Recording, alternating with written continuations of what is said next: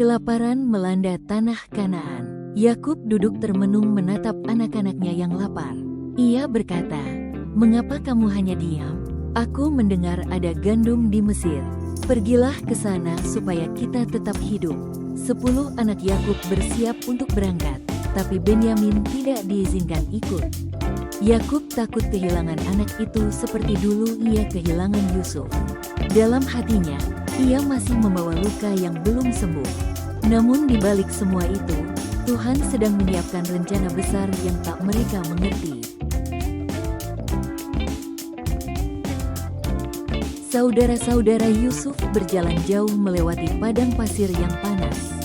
Di setiap langkah, kenangan pahit masa lalu muncul, bagaimana mereka menjual Yusuf, dan kebohongan itu masih menghantui mereka sampai hari ini.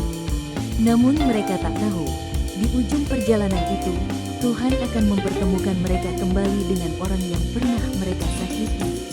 Kadang perjalanan terpanjang dalam hidup kita bukan soal jarak, tapi tentang menebus kesalahan lama yang belum terselesaikan. Setibanya di Mesir, mereka menghadap penguasa negeri itu, Yusuf. Mereka tidak mengenalinya, sebab Yusuf tampil sebagai bangsawan Mesir dengan pakaian kehormatan dan kuasa besar. Mereka bersujud di hadapannya, dan seketika Yusuf teringat mimpinya waktu muda. Ia mengenali mereka, tapi menahan air mata. Ia berpura-pura asing dan berkata keras, "Dari mana kamu datang?" Mereka menjawab, "Dari tanah Kanaan, untuk membeli makanan." Dalam hati, Yusuf tahu Tuhan sedang bekerja melalui pertemuan ini. Yusuf menuduh mereka sebagai mata-mata. "Kamu datang untuk melihat kelemahan negeri ini," katanya tegas. Mereka panik dan berusaha meyakinkannya bahwa mereka orang jujur, anak dari satu ayah. Tapi Yusuf terus menekan mereka, ingin melihat apakah hati mereka sudah berubah. Kadang Tuhan pun mengizinkan kita melewati ujian agar kita sadar siapa diri kita sebenarnya, dan menemukan kasih yang sejati dalam prosesnya. Yusuf memenjarakan mereka selama 3 hari. Hari-hari itu menjadi waktu perenungan bagi mereka. Rasa bersalah, penyesalan, dan ketakutan menghantui hati mereka. Lalu Yusuf berkata, "Jika kamu orang jujur, biarkan 1 orang tinggal di sini, dan yang lain pulang membawa gandum untuk keluargamu. Tapi bawalah adikmu yang bungsu ke sini."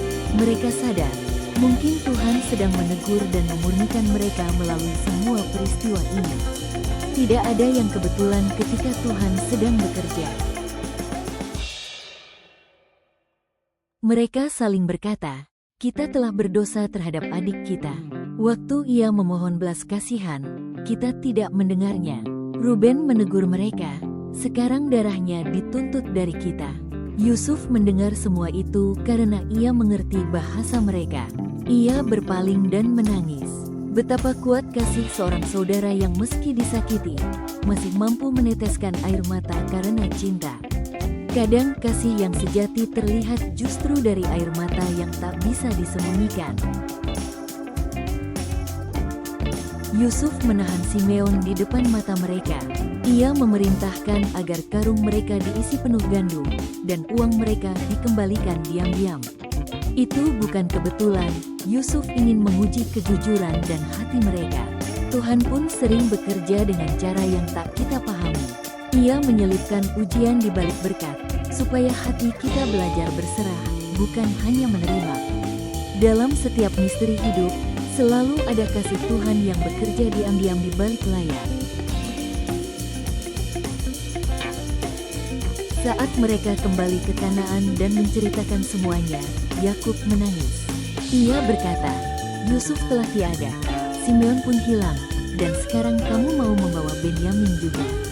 Rasa takut membuatnya menolak, tapi di balik kelemahannya, Tuhan sedang mempersiapkan pemulihan yang luar biasa bagi keluarganya.